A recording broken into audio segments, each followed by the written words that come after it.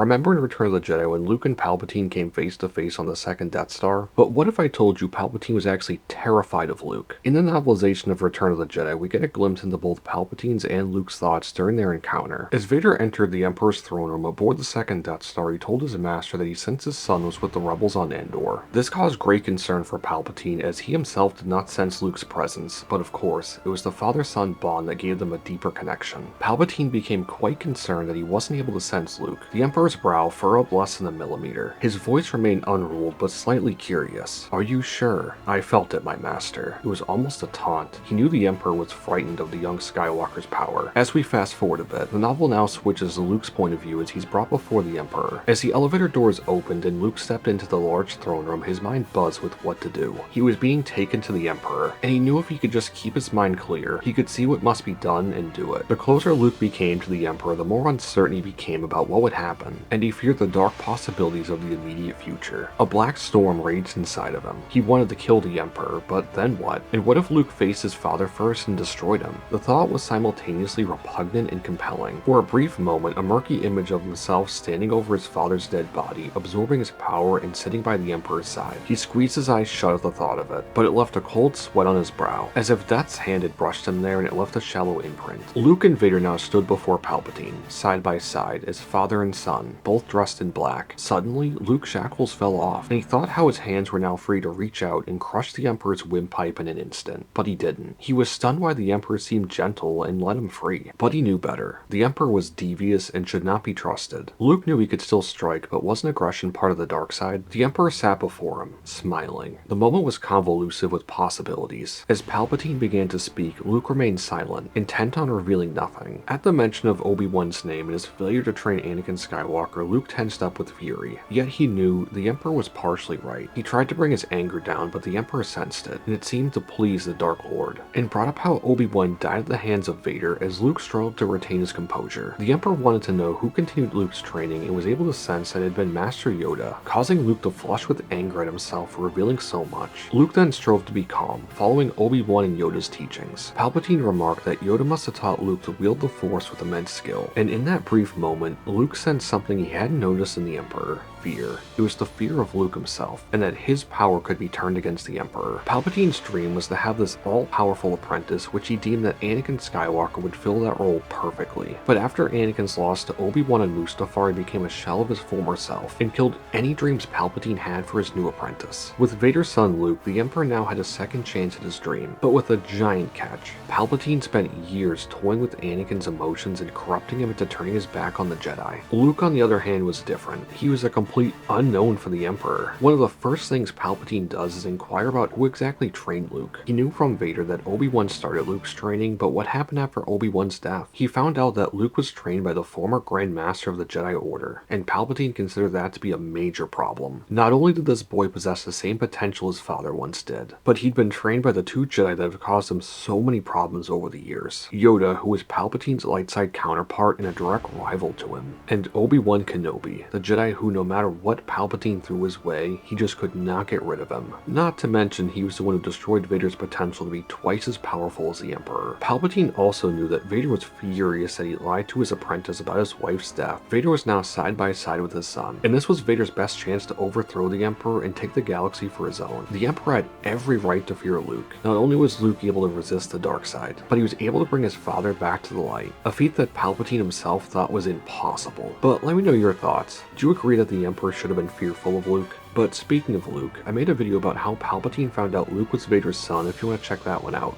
It should be on your screen now. But anyway, I hope you enjoyed, and I'll catch you in the next one. Peace.